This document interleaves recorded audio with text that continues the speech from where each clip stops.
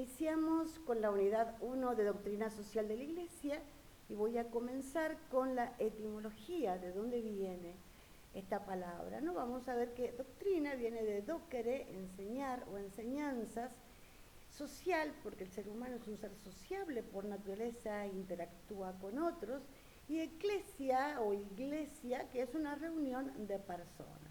Estoy hablando de su etimología tanto en los vocablos latinos como griegos. Esto vendría a ser un conjunto de enseñanzas, docere, que son sacadas del seno de la iglesia para ser aplicadas por el ser humano en la sociedad, en lineamientos generales, ¿no? Vamos a ver que cuando yo era pequeña, mi abuelo materno, con quien yo más cercana estuve, era pequeña, insisto, él me hablaba mucho sobre Jesús como buen monaguillo español que había sido, ¿sí? Y él siempre me hablaba de un Jesús revolucionario. Entonces yo me hacía la idea de un Jesús que venía a cambiar abruptamente, con cierto autoritarismo, las costumbres, los hábitos, el modo de ser o de actuar de nosotros los seres humanos. En mi imaginación recuerdo que me hacía esa idea, ¿no? O sea, a quien uno debía merecerle mucho respeto, ¿no? Pero en realidad no es esto, ¿eh? Lo que la doctrina social de la Iglesia busca no es mostrarnos un Jesús revolucionario, sino darnos un conjunto de enseñanzas que ingresen a nuestra mente, a nuestra capacidad de dar razones y de fundamentar, pero que fundamentalmente lleguen a nuestro corazón, nos ayuden a convertirnos en buenas personas para luego bajar estas enseñanzas dentro del entorno en el que nos toca vivir, ni más ni menos, ¿no? Entonces son las enseñanzas sacadas por la Iglesia para que vos, yo y todos nosotros podamos conocerla, creyentes y no creyentes. ¿Por qué? Porque el ser humano, al ser libre, comete situaciones injustas, ¿no? Y vamos a ver que acá tengo un documento, el documento de Puebla, es una reunión de obispos que se llevó a cabo en México, Puebla, en el año 79, en donde van a definir una situación injusta como todo atropello que se le realiza al ser humano, o a sí mismo, al otro o al medio ambiente. O sea que el ser humano es el único ser ético, es el único ser moral, al que se le pueden juzgar sus conductas como buenas o como malas, y que por ende todo el mal que existe es porque nosotros mismos lo generamos, ¿no?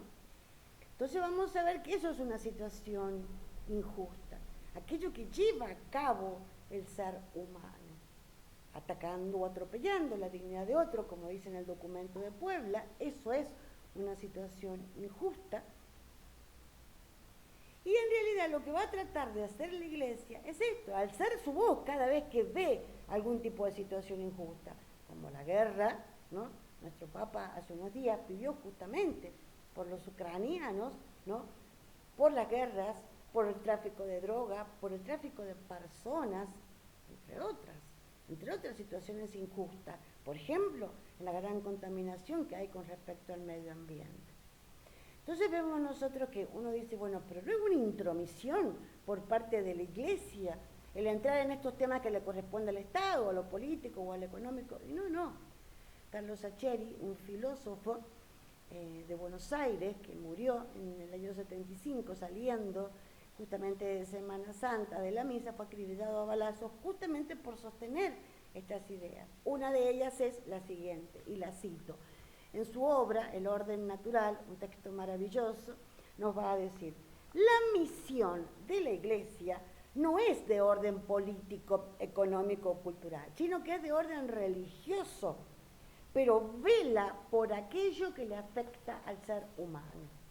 Vela, le importa, se interesa cuando es avasallado el ser humano en su integridad como persona digna que es, como ser humano que es creado imagen y semejanza de Dios, que lo vamos a ver en la unidad 2. Entonces vemos acá que podemos hablar de la Iglesia desde dos aspectos. La Iglesia jerárquica, que estaría compuesta por el Papa, los obispos, los diáconos, las personas consagradas, pero la resumiría en lineamientos generales el Papa y los obispos, los sacerdotes. Y luego tenemos la Iglesia, la otra parte de la Iglesia, que somos nosotros, los creyentes, los que nos decimos creyentes propiamente. Bueno, me voy a basar, en esto de la iglesia jerárquica. Esta iglesia jerárquica, muchas veces uno se pensaba que la idea era sacarle al rico para darle al pobre. No, no, no. La iglesia no es una ONG que tenga que estar ayudando, ¿sí? Por un lado. Por otro lado, se pensaba o se piensa muchas veces que la iglesia solamente le interesa el alma del ser humano. No, no, no, tampoco. Le interesa todo el ser humano como cuerpo y alma en esta tierra, en esta vida, aquí y ahora, ¿no? Esta vida, para que pueda continuar esa misma vida más allá, ¿sí? Entonces vamos a ver nosotros que la iglesia jerárquica tiene 3 poderes. Es lo que se conoce como el poder de las llaves. Primero, conducirla. Segundo, perdonar los pecados. Y tercero, en realidad, vamos a ver nosotros que es formarnos o educarnos. Y es aquí donde la iglesia va a elaborar una serie de documentos llamadas cartas, llamados concilios, que tenemos el Concilio Vaticano I, el Concilio Vaticano II, otros concilios anteriores a estos, ¿no? Que luego lo vamos a ir citando y mencionando por su envergadura, que seguramente los han visto en teología, ¿no?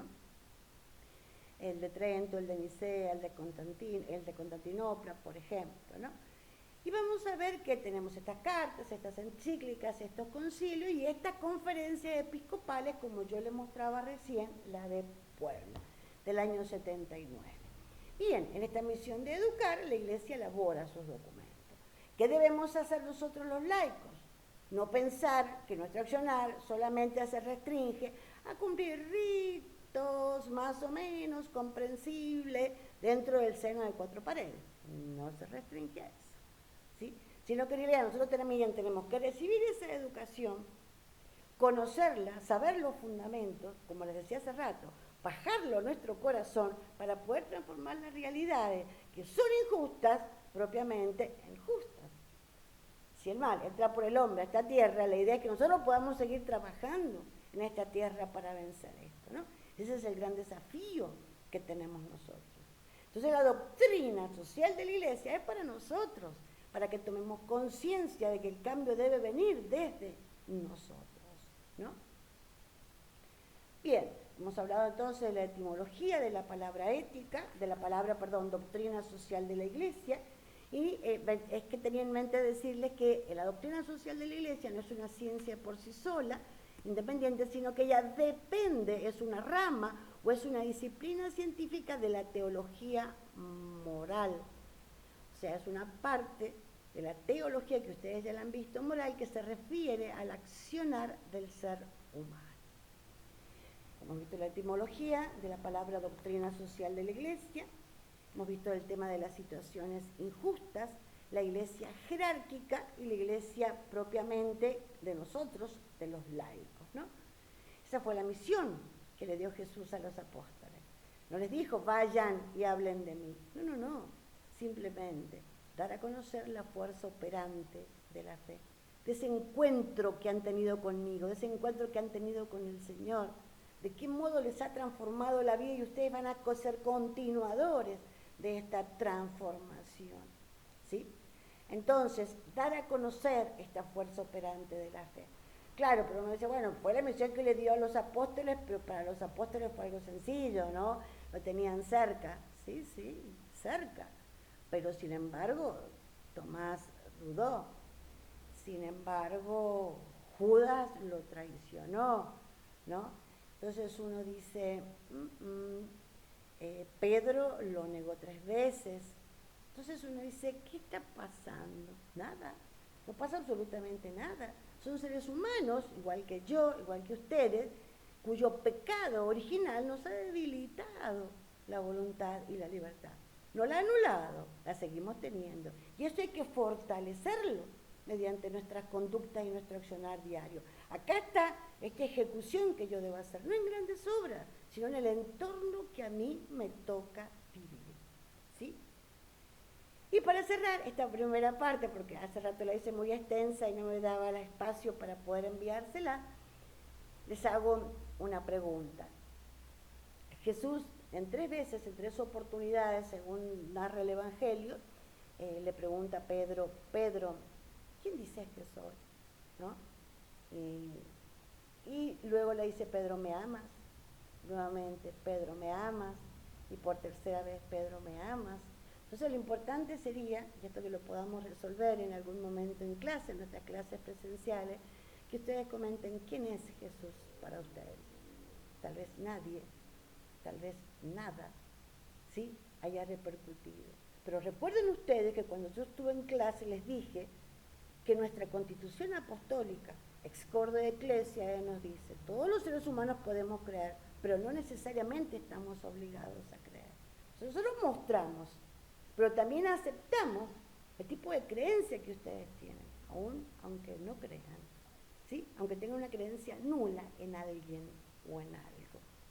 Entonces, simplemente es una pregunta que nos abre al diálogo, ¿no? ¿Quién es Jesús para ustedes?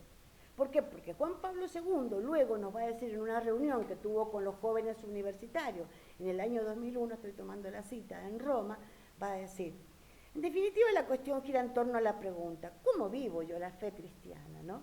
¿Es solo un conjunto de creencias, devociones cerradas en la esfera privada o es también una fe que se traduce en opciones y que inciden en mi relación con los demás? ¿Cuánto puede influir en la sociedad un hombre y una mujer de fe? Les dejo esta idea para que la piensen. Nos vemos entonces en el videíto 2.